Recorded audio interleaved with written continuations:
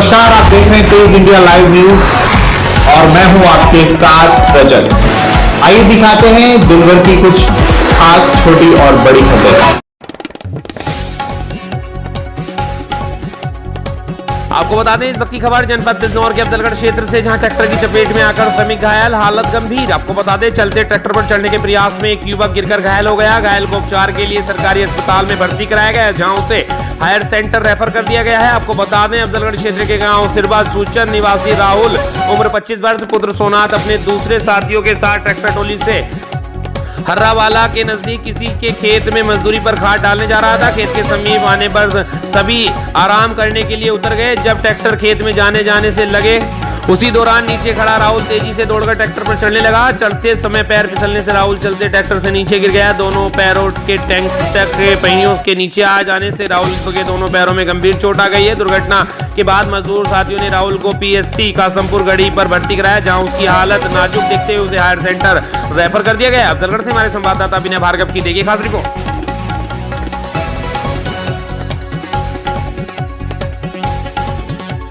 आपको बता दें जनपद बिजनौर के अफजलगढ़ में कार व ईंट से भरी ट्रैक्टर टोली की हुई भिड़ंत, जिसमें कई लोग हुए गंभीर रूप से घायल, 2 लोगों की हुई मौत। आपको बता दें मामला बिजनौर के अफजलगढ़ कोतवाली क्षेत्र का है, जहां प्राप्त जानकारी के अनुसार सुबह करीब 7 बजे थाना क्षेत्र अफजलगढ़ के नेशनल हाईवे 74 पर सेंट मैरी स्कूल के पास एक हुंडई वर्ना कार धामपुर की तरफ से अफजलगढ़ की ओर जा रही थी। वहीं मार्ग पर एक ईंट से भरे ट्रैक्टर टोली में पीछे से टकरा गई, जिसमें कार सवार 4 लोग घायल हो गए। वहीं ट्रैक्टर टोली मार्ग पर पलट गई तथा मार्ग पर टोली में भरी ईंट दूर दूर तक फैल गई, जिसे जेसीबी से हटाकर मार्ग को सुचारू कराया। साथ ही स्थानीय पुलिस प्रशासन व पीआरबी की मदद से घायलों को सीएससी अफजलगढ़ में भर्ती कराया गया, जहां राजेंद्र उम्र 55 वर्ष निवासी बीरूबाला थाना मंडावली को चिकित्सक ने मृत घोषित कर दिया। वहीं वेदपाल की इलाज को ले जाते समय रास्ते में मौत हो गई तथा नरेश गुलफाम निवासीगण काशी रामपुर थाना मंडावली व ट्रॉली सवार अन्य घायलों को प्राथमिक उपचार के बाद जिला अस्पताल बिजनौर रेफर कर दिया गया है। अफजलगढ़ से हमारे संवाददाता विनय भार्गव की देखिए खास रिपोर्ट।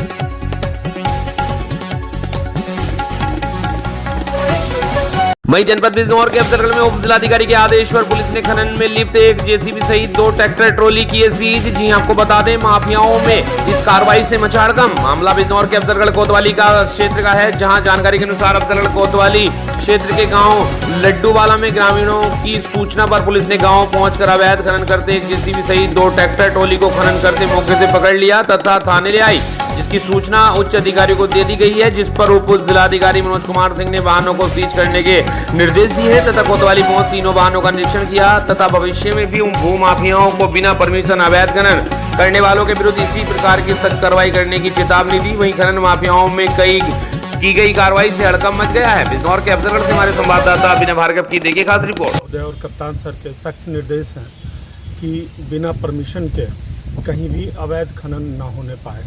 इसी के क्रम में मेरे और हमारे अधिकारी साथी क्षेत्र अधिकारी अफजलगढ़ और थाना प्रभारी अफजलगढ़ इन सब की संयुक्त टीम के द्वारा छापा मारा गया शिकायत मिलने पे, और आप देख रहे हैं कि एक जेसीबी को पकड़ा गया और साथ में 2 ट्रैक्टर, और इनके पास कोई भी वैध अनुमति या स्वीकृति के कागज़ नहीं थे। हम लोगों ने जिलाधिकारी महोदय को रिपोर्ट भेज दी गई है और इसके माध्यम से और ख़ास करके मीडिया से भी हम यह अनुरोध करते हैं कि जो भी खनन के कार्य में प्रत्यक्ष और अप्रत्यक्ष रूप से जुड़े हुए हैं, इसे एक चेतावनी के रूप में लें कि यह चेकिंग का कार्य निरंतर चलता रहेगा।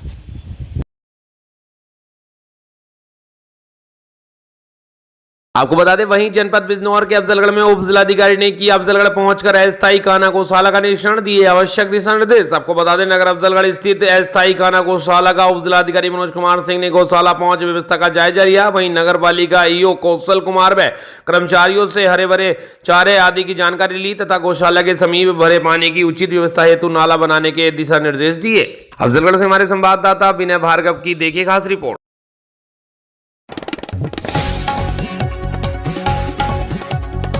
आपको बता दें, जिलाधिकारी ने मानगढ़ एवं पीली डैम का किया निरीक्षण, अधिकारियों को दिए आवश्यक दिशा निर्देश। आपको बता दें, मामला बिजनौर के अफजलगढ़ ब्लॉक क्षेत्र का है, जहां दरअसल बिजनौर के अफजलगढ़ ब्लॉक क्षेत्र में मानगढ़ टाइगर रिजर्व तथा पीली डैम पर वर्तमान समय में पर्यटन हेतु विशेष ध्यान दिया जा रहा है, जिसके चलते कई बार उच्च अधिकारियों के द्वारा निरीक्षण हो चुके हैं। इसी क्रम में बीते करीब 1 माह पीली डैम पर से दौरे पे हुए। वहीं इसी क्रम में डीएम बिजनौर उमेश मिश्रा ने मानगढ़ में चल रहे पर्यटन कार्यों का निरीक्षण किया। उन्होंने कहा कि सड़कें साफ एवं स्वच्छ होनी चाहिए। जिलाधिकारी ने गेस्ट हाउस निर्माण की धीमी गति पर असंतोष जताया। उन्होंने अधिकारियों को दिशा निर्देश देते हुए कहा कि गेस्ट हाउस में रुकने वाले पर्यटकों को खेलकूद व मनोरंजन आदि की सुविधा मिलनी चाहिए। साथ ही शाम को पीली डैम पर पहुंचकर उन्होंने सिंचाई विभाग के अधिकारियों से वाटर स्पोर्ट के लिए जल्द सभी तैयारियां शुरू करने के निर्देश दिए। इस अवसर पर CDO Purna Bora, SDM Dhampur Manoj Kumar Singh, DFO Arun Kumar Singh, ADM प्रशासन विनय कुमार सिंह, अधिकारी अभियंता सिंचाई राकेश कुमार, पुलिस क्षेत्र अधिकारी भरत सोनकर, रहेड़ एसएचओ मनोज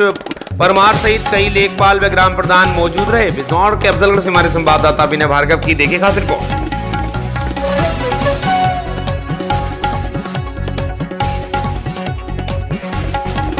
वहीं जनपद गाजियाबाद में ऑल जर्नलिस्ट वेलफेयर एसोसिएशन के जिला राष्ट्रीय सचिव शशांक शर्मा का गाजियाबाद वेलफेयर एसोसिएशन के संरक्षक नीरज त्यागी के कार्यालय में आज all journalist welfare association Ghaziabad के पदाधिकारियों द्वारा राष्ट्रीय सचिव शशांक शर्मा, राष्ट्रीय प्रवक्ता अतुल त्यागी, मेरठ उपाध्यक्ष अजय त्यागी व मंडल उपाध्यक्ष मेरठ राजीव त्यागी का भव्य स्वागत किया गया। राष्ट्रीय सचिव शशांक शर्मा ने संरक्षक नीरज त्यागी, जिला सचिव भूपेंद्र सिन्हा, मीडिया प्रभारी ओम प्रकाश, एसोसिएशन का प्रतीक चिन्ह परिचय पत्र देकर सम्मानित किया। इस मौके पर राष्ट्रीय सचिव शशांक शर्मा ने संगठन की मजबूती के लिए विचार विमर्श करते हुए रणनीति बनाई। भविष्य में परीक्षा में प्रथम द्वितीय पास होने वाले छात्रों को पुरस्कृत करने का आदेश दिया। बैठक में राष्ट्रीय प्रवक्ता अतुल त्यागी, मेरठ उपाध्यक्ष अजय त्यागी, मंडल उपाध्यक्ष राजीव त्यागी, गाजियाबाद अध्यक्ष भूपेंद्र चौधरी, उपाध्यक्ष दीपक कौशिक, मीडिया प्रभारी ओम प्रकाश, ऋषु आदि लोग शामिल थे। गाजियाबाद से हमारे संवाददाता पुष्पेंद्र सिन्हा की देखिए खास रिपोर्ट।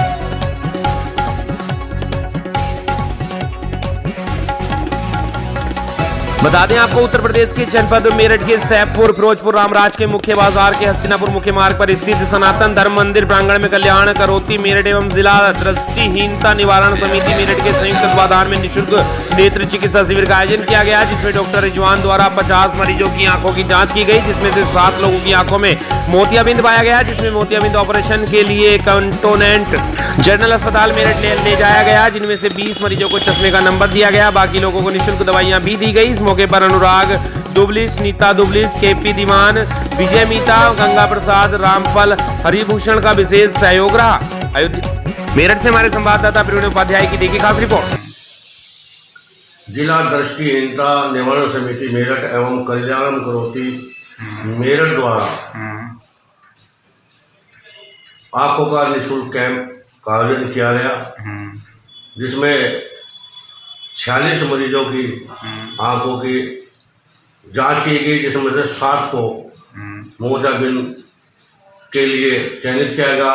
उनको आंखों के ऑपरेशन के लिए कैंटोनमेंट जनरल अस्पताल मेरठ ले जाया गया, जहां उनकी आंखों का ऑपरेशन किया जाएगा। अब तक यहाँ कितने कैंप लग चुके हैं और कितने लोगों की आंखों की दृष्टि वापस आ चुकी है, उसके बारे में बताएं। देखिए श्रीमान जी, हमारे यहाँ जो है सनातन धर्म मंदिर में जिला दृष्टिहीनता निवारण समिति एवं कल्याण करोती मेरठ के संयुक्त तत्वाधान वहीं मेरठ के बहसुमा में शासन के आदेश अनुसार गांव सैफपुर फिरोजपुर रामराज के स्वास्थ्य उप केंद्र पर स्थित सामुदायिक स्वास्थ्य केंद्र अधिकारी हेमराज कुमार व आशा सुपरवाइजर रेखा के तत्वाधान में प्राथमिक विद्यालय क्रमांक 1 से संचारी रोगों से बचाव के संदेश में जागरूकता रैली निकाली गई, जिसमें सामुदायिक स्वास्थ्य केंद्र अधिकारी व आशा सुपरवाइजर रेखा के द्वारा संचारी रोगों से बचाव हेतु ग्रामीणों को जागरूक किया गया। उन्होंने बताया कि सभी लोग दरवाजों व खिड़कियों पर जाली लगवाएं, नियमित मच्छरदानी का प्रयोग करें, मच्छर रोधी उपाय अपनाएं, अनुपयोगी वस्तुओं में पानी इकट्ठा न होने दें, पानी की टंकी पूरी तरह से ढककर रखें, घर और कार्यस्थल के आसपास पानी जमा न होने दें, नालियों में जलभराव रोकें, उनकी नियमित सफाई करें, चूहों व छछूंदरों से बचें, खाने से पहले साबुन से हाथ धोएं, खुले में शौच न करें तथा नियमित शौचालय का प्रयोग करें, कुपोषित बच्चों का विशेष ध्यान रखें। रैली ग्राम सैफपुर फिरोजपुर के मुख्य मार्गों से होती हुई प्राथमिक विद्यालय में पहुंचकर संपन्न हुई। मेरठ के बहसुमा से हमारे संवाददाता प्रवीण उपाध्याय की देखिए खास रिपोर्ट। ये संचारी रोग जो फैल रहे हैं बच्चों के अंदर, जो एक रोगग्रस्त व्यक्ति से दूसरे स्वस्थ व्यक्ति में फैलती है गंदे पानी की वजह से या भोजन की वजह से, उनके लिए जागरूकता में रैली निकाली जो फिरोजपुर से प्राथमिक विद्यालय से स्टार्ट होकर वापस सचिवालय पहुंची है। किन किन जगह से निकाल ली गई है? ये प्राथमिक विद्यालय नंबर 1 से स्टार्ट हुई थी, जो फिरोजपुर के मुख्य मार्ग से होते हैं वापस प्राथमिक विद्यालय पहुंची है। और इसमें हमारे साथ प्रधानाध्यापक जो डिम्पल शर्मा जी, उनका विशेष सहयोग रहा है। और कौन कौन? और हमारे साथ हमारी आशा संजीवनी रेखा जी उपस्थित रही और सभी आशा उपस्थित रही।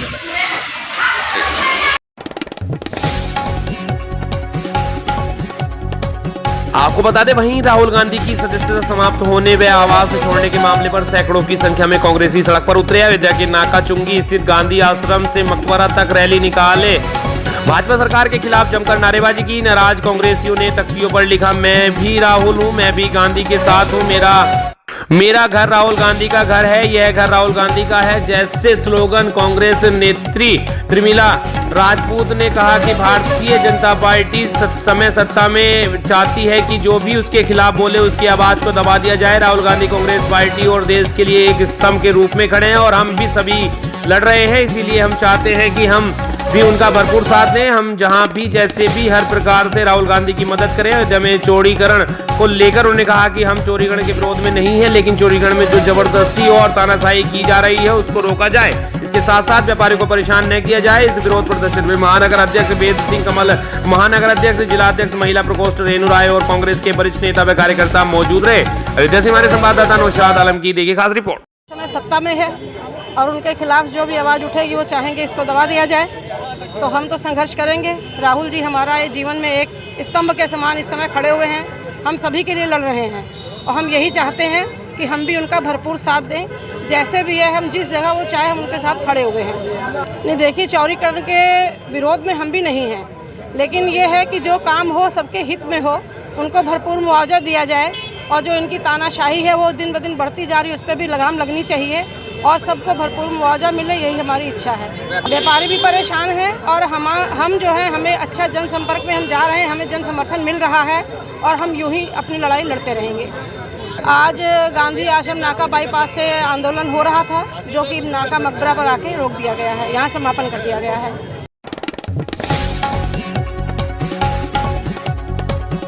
आपको बता दें, कहते हैं हौसले बुलंद हो तो मंजिल खुद आकर कदम चूमती है। इसी जज्बे के साथ रामनगरी अयोध्या में जन्मे ऋषि सिंह ने मुंबई पहुंचकर अयोध्या का झंडा लहरा दिया है। इंडियन आइडल के सीजन 13 में अपनी गायकी का लोहा मनवाते हुए इंडियन आइडल के सीजन 13 में जीत का सेहरा ऋषि सिंह के सर जो बंधा, तो उसका जश्न अयोध्या में भी देखने को मिला। इंडियन आइडल में जीत दर्ज कराने वाले ऋषि सिंह को उत्तर प्रदेश के मुख्यमंत्री योगी आदित्यनाथ ने ट्वीट करते हुए मुबारकबाद देते हुए ऋषि सिंह के उज्जवल भविष्य की कामना की है। पेश है अयोध्या से नौशाद आलम की एक खास रिपोर्ट। बहुत अच्छा महसूस कर रहे हैं, हम सारे लोग इतने ज्यादा उत्साहित हैं जिससे उत्साह के मतलब हम लोगों के पास शब्द नहीं है। उत्साह इतना है कि हमारे घर का बच्चा और इस मुकाम को हासिल किया है और उसको हम लोगों की तरफ से तहे दिल से बहुत बहुत बधाई। आज ऋषि सिंह ने अयोध्या जनपद के लोगों का मान सम्मान बढ़ाया है।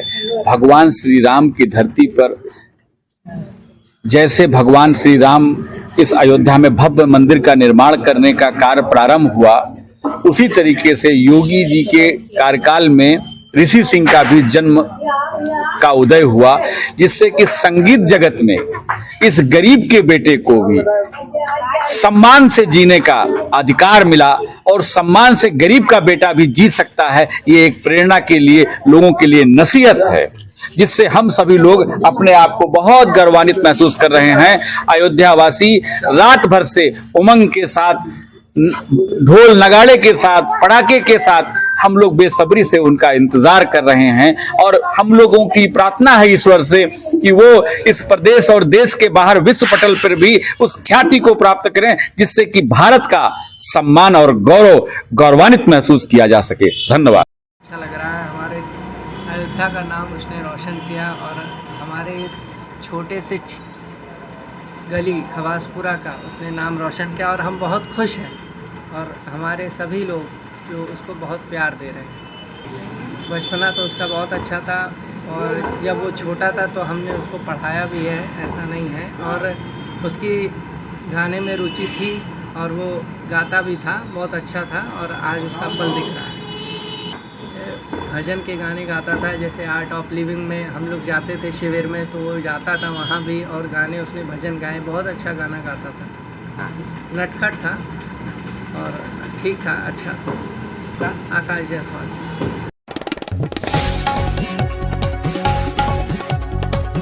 आपको बता दें वहीं उत्तर प्रदेश के जनपद कुशीनगर के कुशीनगर पुलिस अधीक्षक धवल जायसवाल ने जनता के खोए मोबाइल के संबंध में प्राप्त प्रार्थना पत्रों के आधार पर सर्विस लाइन सेल गुमशुदा मोबाइल फोन की बरामदगी हेतु निर्देशित किया गया, जिसके क्रम में सर्विस लाइन सेल की टीम द्वारा कठिन परिश्रम करते हुए 83 विभिन्न कंपनियों के मल्टीमीडिया मोबाइल सेटों को बरामद कर में महत्वपूर्ण सफलता प्राप्त की। बरामद किए गए मोबाइल सेटों की कुल कीमत लगभग 17 लाख रुपए बताई जा रही है। बरामद मोबाइल सेटों को पुलिस अधीक्षक ने पुलिस कार्यालय के सभागार में उनके स्वामियों के सुपुर्द किया गया।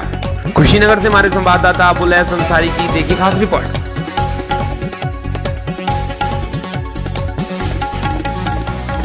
आपको बता दें वहीं उत्तर प्रदेश के जनपद कुशीनगर में अंतरराज्यीय चरस तस्करी गैंग का किया गया पर्दाफाश। 9 पन्नी में कुल अवैध चरस 4.836 किलोग्राम अवैध चरस, अनुमानित कीमत लगभग 26,59,000 रुपए के साथ एक तस्कर किया गया गिरफ्तार। आपको बता दें कुशीनगर जिला पुलिस में स्वाट प्रभारी सुनील कुमार शुक्ला में स्वाट टीम में प्रभारी निरीक्षक राज प्रकाश सिंह थाना कोतवाली पटरोना की संयुक्त पुलिस द्वारा मिसरोली बाजार नहर रोड के पास से एक अभियुक्त लाल रतन यादव पुत्र राम नरेश यादव साकिन मदरहबा मौजा टोला थाना नदी जिला पश्चिमी चंपारण बिहार को गिरफ्तार कर उसके कब्जे से 9 पैकेट पन्नी में कुल 4.836 किलोग्राम चरस, अनुमानित लागत 26,59,000 रुपए की बरामदगी की गई है। कुशीनगर से हमारे संवाददाता मोहन वर्मा की देखिए खास रिपोर्ट। के अंतर्गत थाना कोतवाली और स्वाट टीम ने एक सराहनीय कार्य करते हुए अंतर्राज्यीय चरस गैंग का पर्दाफाश किया है और इसमें से एक वांछित अभियुक्त जो पश्चिमी चंपारण का रहने वाला है उसको गिरफ्तार किया गया है, जिसका नाम लाल रतन यादव है। इसके पास से करीब 5 किलोग्राम चरस बरामद की गई है, जिसकी बाजार कीमत लगभग 26 लाख रुपए से अधिक है। इसके आगे ये किसको सप्लाई देने वाला था और कहां से ये लेके आ रहा था, इसकी जांच पड़ताल पुलिस द्वारा की जा रही है। इस अच्छी कार्रवाई के लिए भी पूरी टीम को मेरी तरफ से 25,000 रुपए का पुरस्कार दिया जाता है। आपराधिक इतिहास क्या है सर? इसका आपराधिक इतिहास पश्चिमी चंपारण के में भी है और बाकी अन्य जनपदों में इसके आपराधिक इतिहास की तफ्तीश की जा रही है।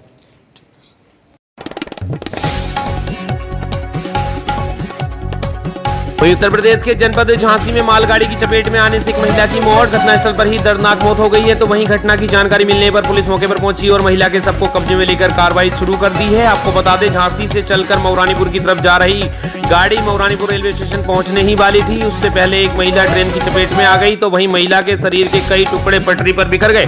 मौके पर मौजूद लोगों के द्वारा घटना की जानकारी पुलिस को दी गई। मौके पर पहुंची रेलवे पुलिस के द्वारा महिला के शव को कब्जे में लेकर शिनाख्त का प्रयास किया गया, लेकिन समाचार लिखे जाने तक महिला के शव की शिनाख्त नहीं हो सकी। तो वहीं घटना की जानकारी जैसे ही लोगों को हुई, बड़ी संख्या में स्थानीय लोग भी घटनास्थल पर पहुंच गए। झांसी से हमारे संवाददाता समद अली की देखिए खास रिपोर्ट।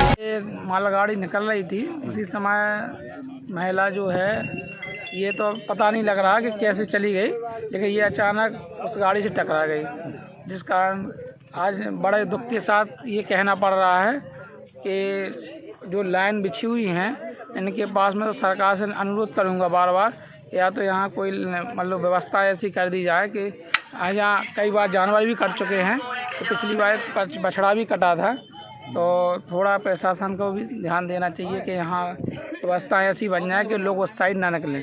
और ये हमें भी हमारी भी जिम्मेदारी बनती है कि हम अगर क्रॉस कर रहे हैं तो हमें देखना चाहिए। आप किसी की माता हैं, बहन है या भाई है, कट जाते तो पूरा घर दुखद हो जाता है। महिला को जानकारी कहाँ की थी, कौन थी सर? ये लगने में तो अभी चेहरा नहीं आ रहा, लेकिन लगभग मुझे राजपाड़िया की लग रही है और अभी क्लियर नहीं है कहाँ की है, ये नहीं, तो चेहरा देख नहीं रहा उनका। महिला स्पोर्ट पर ही खत्म हो गई? हाँ, मैन स्पोर्ट पर ही खत्म हो गई। अच्छा, रेलवे पुलिस से कोई आया है? हाँ, रेलवे पुलिस जो है सराय है अभी और प्रेजेंट टाइम में खड़े भी हैं, वो देखते हैं आगे क्या है। लेकिन सरकार से अनुरोध है उस महिला को, भाई जानवर वगैरह घूम रहे हो, दौड़ सकती है या दौड़ गई तो उसके दौरान सरकार को कुछ न कुछ देने का काम करना चाहिए। गरीब व्यक्ति है, हो सकता परवाह बहुत दुखद डाला होगा। हमारा सरकार से निवेदन है कुछ न कुछ व्यवस्था उनको लिए की जाए। धन्यवाद।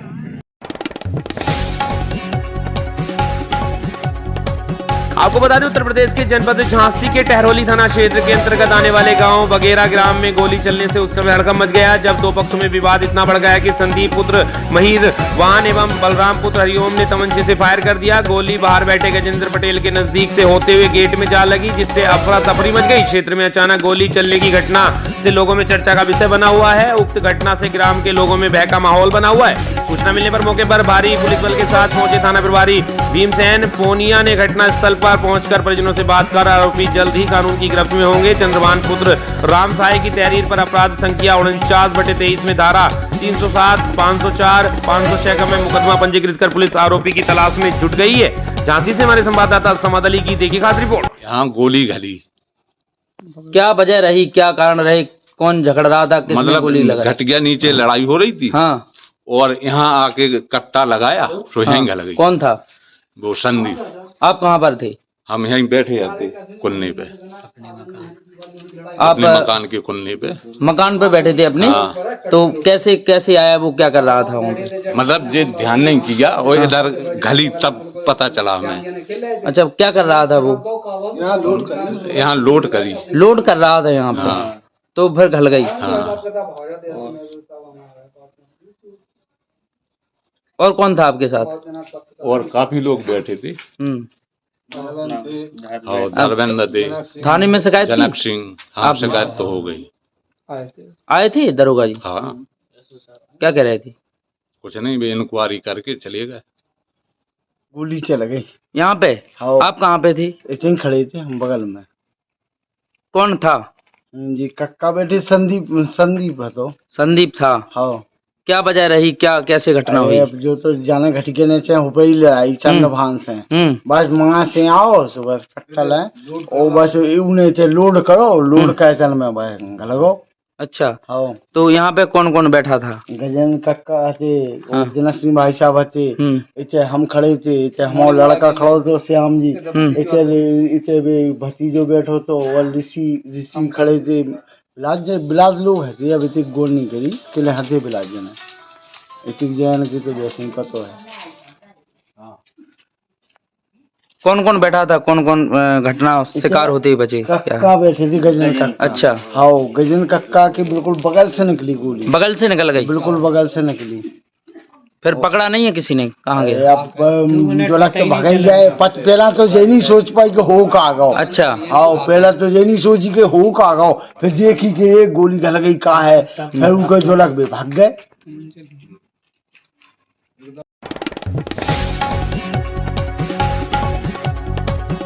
आपको बता दें महिला उत्पीड़न को रोकने के लिए प्रदेश सरकार कितना भी सख्त कदम उठाए लेकिन महिलाओं के प्रति उत्पीड़न रुकने का नाम नहीं ले रहा है। ताजा मामला सिद्धार्थनगर जिले में आज दो अलग अलग जगहों पर दो महिलाओं के फंदे पे लटकी लाश मिली है। पहला मामला डुमरियागंज थाना क्षेत्र के रीवा गांव का तो दूसरा मामला बांसी कोतवाली क्षेत्र के बहादुरपुर गांव का है। दोनों मामलों में पारिवारिक कलह से जान देने की बात सामने आ रही है। आपको बताते चले कि डुमरियागंज थाना क्षेत्र के रीवा गांव की रहने वाली मृतिका सरिता की शादी 10 साल पहले सनी देवल से हुई थी जिसके 3 बच्चे भी हैं। ऐसा कहा जाता है सनी देवल काफी शराब पीता था जिसकी वजह बताई जा रही है कि इसी कारण सरिता ने फांसी के फंदे पर लटक कर अपनी जान दे दी। वहीं दूसरा मामला बांसी कोतवाली क्षेत्र के बहादुरपुर गांव का है जहां मृतिका माधुरी ने भी पारिवारिक कलह से फंदे पर झूली गई। वहीं उसके पिता का कहना है कि मेरी बेटी के साथ अक्सर मारपीट की बात सामने आती थी। मृतिका माधुरी के पति का कहना है कि हमसे झगड़ा करने के बाद माधुरी कमरा बंद करके फंदा लगाकर झूल गई। दरवाजा तोड़कर अस्पताल लाया हूं जहां डॉक्टरों ने मृत घोषित कर दिया। वहीं पुलिस इस मामले पर जांच की बात कहकर आगे की कार्रवाई में जुट गई है। सिद्धार्थनगर से हमारे संवाददाता नियामतुल्लाह की देखिए खास रिपोर्ट। क्या नाम है आपका और मृतिका जो है इससे आपका क्या संबंध है? मेरा नाम है राम स्वागत है, खुद मिठो मुस्ताकम के निवासी हैं। ये जो मृतिका है यहाँ तो बड़ा, इससे आपका क्या संबंध है? मेरी लड़की है माधुरी। कैसे घटना हुआ? उनके घर घटना हुई, उन्होंने मारा के क्या हुआ भगवान जाने का आला। इन्होंने दंड दे रहा था, पहले भी अपराध कर रहे थे, इसके साथ विद्युत व्यवहार कर रहे थे। मैं समझा कि काला भाई आपस में मामला, लड़की मेरी डांट समझा उनके घर रखा, ये माने नहीं। और वो गाला मेरे को फोन किए 9:30-10 बजे कि आओ लड़की को ले जाओ। मोटरसाइकिल से मैं गया काला लेने के लिए, काली धोरी तक पहुंचा, लाश लेके आ रहे थे काला। बोले अस्पताल चलो, अस्पताल सुनी डॉक्टर के पास लेके आए, वो मृत घोषित कर दिया कि हमारा पहले से मर्जी पड़ी है। ये कहाँ आपका घर है और कहाँ लड़की की शादी की है? बहादुरपुर। काई धोली का आगे। लड़की शादी किए थे। हाँ। घर कहाँ आपका? खुद मिठोल मुस्ताकम। कितना दिन पहले शादी की? 12-13 साल हो गई। 13 साल। सर आपके अस्पताल पे एक शव पड़ा हुआ है, क्या है पूरा मामला? ये सुबह जो है 11 साढ़े 11 के आसपास में एक महिला को लोग टांग के उठा के लेके आए। मैंने उनका परीक्षण किया। परीक्षण उपरांत मैंने पाया कि वो मृत की हालत में यहाँ पर लाए गए। मुझे उनके मृत्यु का कारण संदिग्ध लगा, इसलिए उनका मैं पुलिस सूचना देके अग्रिम कार्रवाई के लिए प्रेषित कर दिया है। प्राथमिक स्वास्थ्य केंद्र पांसी पर एक शव पड़ा हुआ था विवाहिता महिला का, जो फांसी का मामला बताया जा रहा है, क्या है पूरा मामला? थाना बांसी के अंतर्गत बहादुरपुर गांव की सूचना पर पुलिस मौके पर पहुंच करके और शव को अपने कब्जे में लेकर के पीएम के लिए भेजा गया है। आगे की विधिक की कार्रवाई की जा रही है।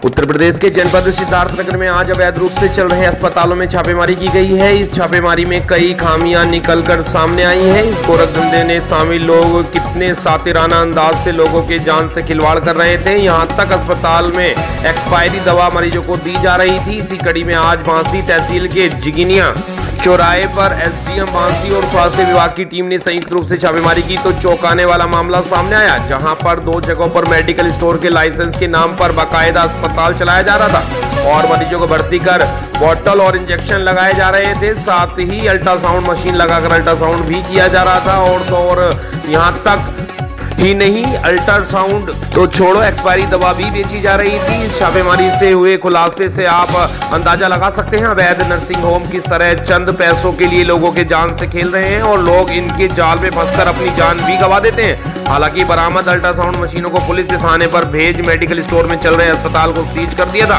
वहीं स्वास्थ्य विभाग आगे की कार्रवाई में जुट गया है। भाई मीडिया से बात करते हुए नोडल अधिकारी डॉक्टर एमएस त्रिपाठी ने बताया कि मुख्य चिकित्सा अधिकारी के दिशा निर्देश पर लगातार छापेमारी की जा रही है। आज जिगनी हवा चौराहे पर 2 मेडिकलों को दुकान पर छापेमारी की गई, जहां अल्ट्रासाउंड मशीन के साथ साथ एक्सपायरी दवा भी बरामद हुआ है। दोनों अस्पतालों को सील किया जा रहा है और दोनों के विरुद्ध कड़ी कार्रवाई की जाएगी। एसडीएम प्रमोद कुमार ने बताया कि अस्पतालों को सील कर दिया गया है। आगे जो भी अवैध अस्पताल चल रहे हैं उनके खिलाफ सघन जांच कर कड़ी कार्रवाई की जाएगी। सिद्धार्थनगर से हमारे संवाददाता नियामतुल्लाह की देखी खास रिपोर्ट। रूप से जो है अल्ट्रासाउंड मिले हैं और उसके साथ जितने इंस्ट्रूमेंट जो यूज किए जाते हैं सब कुछ वो मिले। क्या इसके बाद और जो अन्य और अवैध अस्पताल चले उन पे भी कार्रवाई की जाएगी? इसी पे बिल्कुल इसी तरह से जो है कार्रवाई चलती जाएंगी और इन पे जो है पीसीपीएनडीटी एक्ट के तहत जो है इनको कार्रवाई होगी।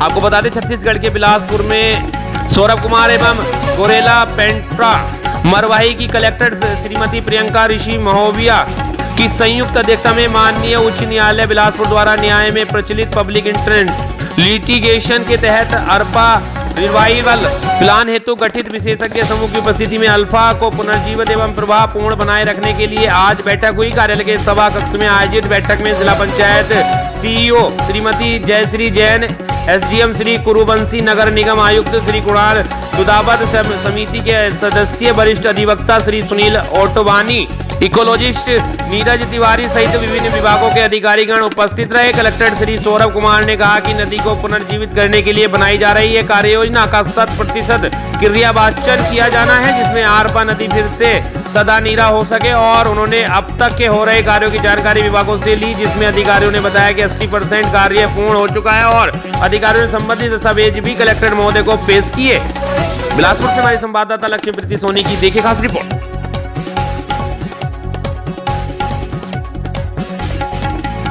आपको बता दें वहीं भाजपा महिला मोर्चा कोटा मंडल बिलासपुर द्वारा महिलाओं के प्रति सम्मान, प्रशंसा और प्रेम प्रकट करते हुए महिलाओं के आर्थिक, राजनीतिक और सामाजिक उपलब्धियों एवं कठिनाइयों की सापेक्षता के उपलक्ष्य में अंतर्राष्ट्रीय महिला दिवस उत्सव के तौर पर मनाया जाता है। जो महिलाएं विभिन्न क्षेत्रों में समाज में महिलाओं के उत्थान के साथ साथ सामाजिक कार्यों में अपना योगदान दे रही हैं, महिलाओं को आज सम्मानित किया गया। इस कार्यक्रम में सम्मिलित जिला महामंत्री मोहित जायसवाल, जनपद अध्यक्ष मनोहर राज, जिला महामंत्री महिला मोर्चा गायत्री साहू, मंत्री संगीता अग्रहरी, सुलेश पांडे, महामंत्री सविता नामदेव, मंडल अध्यक्ष के साथ द्वारा इन महिलाओं को सम्मानित किया गया, जिनके नाम है रजनी मकराम, सरपंच निशा, एसनस अंबिका तिवारी, मितानिन फिरवा शर्मा, टीचर लक्ष्मी थवाइत, समूह अध्यक्ष बिहान की बहन कमलेश्वरी साहू, बिहान की बहन ममता, आंगनवाड़ी कार्यकर्ता रितु यादव, कार्यकर्ता नजहत खान, शशिकला बांजरे, बिहान योजना अंजू साहू, मितानीन कविता जायसवाल, मितानीन सबिता गुप्ता, स्वास्थ्य विभाग बिहान योजना मकादीनी साहू। बिलासपुर से हमारे संवाददाता लक्ष्मी प्रीति सोनी की देखिए खास रिपोर्ट।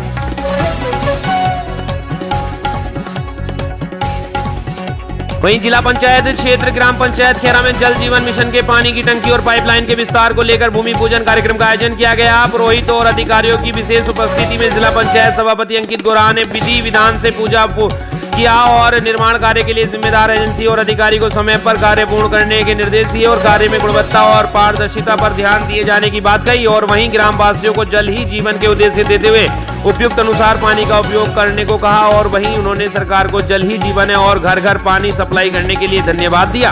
बिलासपुर के छत्तीसगढ़ हमारे संवाददाता प्रीति सोनी की देखिए खास रिपोर्ट।